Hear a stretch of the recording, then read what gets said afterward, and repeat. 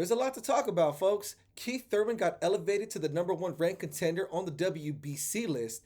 Andy Ruiz Jr. said he would love to fight Deontay Wilder. And we got the return of Mighty Mo Hooker. Let's talk about it. Hear him. Down goes Frazier. Down goes Frazier. Hey, what's up with it, fam? It's Hot Boxing Minute, your favorite pharmaceutical engineer turned boxing analyst, back at you with the realness, of course, because that's the only way I can bring it to you. One time, Keith Thurman. Let's talk about it. So the latest news to hit the wire today was that Keith Thurman got elevated to the number one contender position on the WBC rankings list for welterweights. And everybody's thoroughly befuddled. I'm not exactly sure how Keith Thurman jumped up over Virgil Ortiz Jr. and Jaron Boots Ennis in the WBC rankings, but something smells real fishy. Hey, I'm not pointing the fingers, but let's talk about it, all right? So, Keith Thurman somehow leapfrogged over Virgil Ortiz Jr. despite the fact that Keith Thurman has only had one win in the last 3 years, and that was against a 140-pounder coming off a knockout, moving up to 147 for the first time in the form of Mario Barrios. So what's really going on politically, and what is the motives behind why Keith Thurman got bumped up to number one on the WBC rankings list? So, a couple theories on what might have been going on. Now, as far as Keith Thurman getting bumped up to that number one position, there's a couple of theories on that. Maybe they want to possibly set up a fight or keep him out of a fight with Jaron Ennis and Virgil Ortiz Jr., the number two and number three guys in the WBC position. Or maybe old Uncle Al Heyman is trying to set up a possible fight for Spence and Keith Thurman should the Terrence Crawford and Errol Spence negotiations fall apart. There's a bunch of weird, shady hands moving the chessboard here on this one. And what is y'all's best guess as to what's going on? Let me know in the comments section, y'all. We got to chop this one up. Now, I like Keith Thurman, y'all. Don't get it twisted. I remember when PBC was trying to, do the free fights on regular television, trying to imitate the ABC and CBS back in the days with free high-end boxing on TV, and Keith Thurman was that guy. Don't forget that Keith Thurman probably has the best resume out of anybody in the welterweight division that isn't the current champion. He fought them all. He fought Danny Garcia. He fought Sean Porter. He fought Collazo. He just ran the gamut of all these fighters, and he looked good. And his only loss came against Manny Pacquiao. His one loss, and Manny Pacquiao was a little bit old, but regardless, if you're going to lose against an all-time legend, right? But now I'm just kind of confused as to how it was Keith Thurman managed to get past Virgil Ortiz Jr., who arguably has a better resume at this point in their careers. And what is Keith Thurman going to do? I don't. He might eke out a victory over Virgil Ortiz Jr. stylistically. I could see that. I don't see him beating Jaron Ennis, and in fact, I would probably lean towards Virgil Ortiz Jr. to win in a fight against Keith Thurman. It's all kinds of strange. Anyways, is this a sign that Al Heyman doesn't have faith in Terrence Crawford and Errol Spence Jr. coming to an agreement on this title unification / undisputed fight that's supposed to go down at the end of the year? Is that what's really going on? Did Al Heyman, grease some pockets? I don't really know. I'm not saying anything to that effect, but how does it not look like that? It looks mad strange. It looks mad strange, y'all. But, whatever the situation was, for those of y'all that don't know, now cat's out the bag. One time, Keith Thurman is the number one ranked contender according to the WBC sanctioning body's latest rankings list. And let's just leave it at that. Anyways, what do y'all think about that situation? Is it Al Heyman? Is it Mauricio Sulaiman? Is it Al Heyman and Mauricio Sulaiman working together? I don't even know. It just doesn't make any sense to me. It's such an odd move. Boxing community, let me know in the comments section what you think. All right. The second one. In a recent interview with Boxing Scene, Andy Ruiz Jr. stated that he would love to fight Deontay Wilder. Now, you don't want to overlook Andy Ruiz's next opponent. He's supposed to fight, obviously, King Kong Luis Ortiz September 4th at the Crypto Arena in Los Angeles. And we don't want to overlook Luis Ortiz, but I would love to see a fight between Andy Ruiz Jr. and Deontay Wilder. Now, there's a lot of implications going on with that, too. Number one, Deontay Wilder is the number ranked dude according to the WBC. Let me list these rankings real quick just so that y'all can see what's really going on here. Do I still have it up? Yes. Okay, so According to the WBC's heavyweight rankings, the top five are, in order from 1 to 5, Deontay Wilder, Joe Joyce, Joseph Parker, Frank Sanchez, and then Andy Ruiz Jr. So Andy Ruiz Jr. is in the 5th position, and he said he would love to fight Deontay Wilder. And I think commercially, Deontay Wilder and Andy Ruiz Jr., out of all those top 5 candidates, would be the most commercially successful fight and the one that would pay the most. The question is Deontay Wilder actually going to come back? Now, technically speaking, Tyson Fury has not vacated his WBC strap yet. What's the situation with that? He did have that fight against Dillian Whyte not more than a few months ago. He's going to have to defend it, otherwise he's going to get stripped.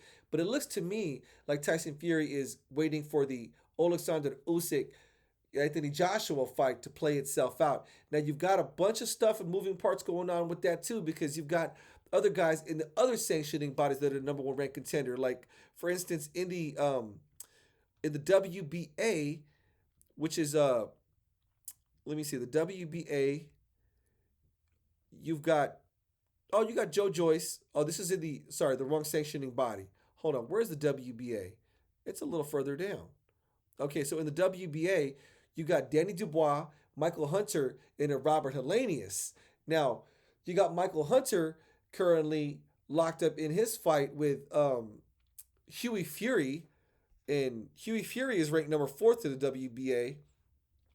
Danny Dubois just came off a recent fight, and Robert Helenius is just sitting there chilling. So until Hunter and Hughie Fury figure it out, maybe we can get Robert Helenius and Danny Dubois to fight it out. But all of these guys are sitting there waiting, and they're on hold to see what's really going to happen with Alexander Usyk and Anthony Joshua. And then, of course, you've got Tyson Fury, who's waiting in the wing, who's likely going to fight those two champions. And obviously, everyone's getting paid all across the board if Tyson Fury decides he's not retired and he wants to go for undisputed, which I think he will. Regardless of what Tyson Fury tries to sell people, I believe legacy is very important to him. And as great as what he's accomplished so far in his career is, I don't really think it's big enough to have him in the greatest of all time conversation. He needs to fight Anthony Joshua. He needs to fight Alexander Usyk. He needs to become undisputed and really clear out all the big names from this era to really have his name cemented in the legacy books as being one of the greatest of all time. Where he's at right now, folks, it just isn't it. Sorry to break your feelings, but that's just the truth of the situation. So, I think we have to figure out what's going on with Tyson Fury, of course. I think Andy Ruiz Jr. and Deontay Wilder would be an awesome fight. I really do. I got excited when Andy Ruiz Jr. mentioned it. I think, honestly, Deontay Wilder is liable to knock out anybody in the heavyweight division not named Tyson Fury. But, is Deontay Wilder still the same fighter after going into the deep end, back-to-back fights with Tyson Fury? Is he still the same? It wasn't back-to-back fights, actually. I think Tyson Fury took a break and took some fighters in between it, if I'm not mistaken. Anyways, he took a lot of damage in that last fight. Is Deontay Wilder still the same one-punch knockout machine should he decide to come back into the fight game? I believe he still has a lot to offer, assuming he is still in workable form. And I would love to see Deontay Wilder fight Andy Ruiz Jr. That would be an awesome fight. Of course, you've got the black and the brown. And when you get those kind of fights going on, it generates a lot of interest, a lot of buzz online. You got conflicting fan bases going at it and debating it. It would be a good seller. Of course, you got the brown fan base, the Mexican fan base that will support Andy Ruiz Jr. in a fight with Deontay Wilder. And Deontay Wilder does have a lot of love amongst general American boxing fans, including myself. Look, y'all, I rock with Deontay Wilder. I'm going to keep it real with you. I also like Andy Ruiz Jr., but who doesn't like watching a dude knock people out left and right? You got to give it up to Deontay Wilder, man. He's mad entertaining. All right, so let's get off of that hypothetical with Andy Ruiz Jr. and Deontay Wilder and move on to the last bit of news. According to Chris Mannix, Mighty Maurice Hooker is going to be fighting Blair The Flair Cobbs on August 6th as the undercard to the Virgil Ortiz Jr. versus Mike McKinson fight. Now, I know a lot of folks out there are not fans of the outspoken nature of Blair The Flair Cobbs, but I like this matchup Blair Cobbs has something to prove. He just got that loss to Alexis Rocha. And then you've got Mo Hooker, who hasn't fought in over a year. His last fight was a knockout loss to Virgil Ortiz Jr. Mighty Mo Hooker versus Blair the Flair Cobbs is a fun fight. Fans should enjoy that kind of fight. At least I think so. I think Mo Hooker and Flair Cobbs and Blair the Flair Cobbs, with their styles, would be very complimentary to an action-packed fight. And I would even go so far as to say somebody get knocked the hell out. I still got much love for Maurice Hooker, y'all. Ever since that fight with Robert Easter Jr. Oh, actually, no. That was Robert Easter Jr. Robert Comey. Oh, excuse me.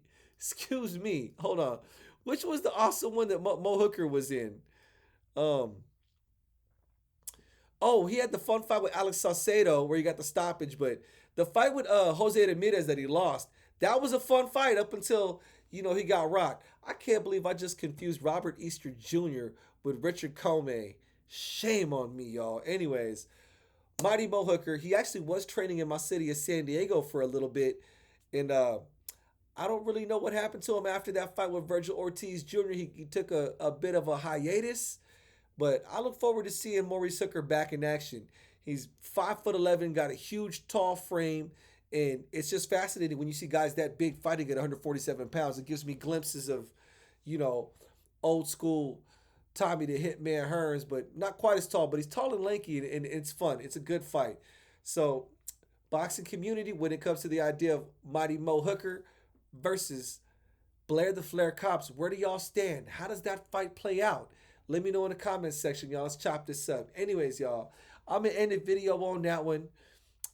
They got some fights coming up this week, and I'm going to do another video this week to discuss those.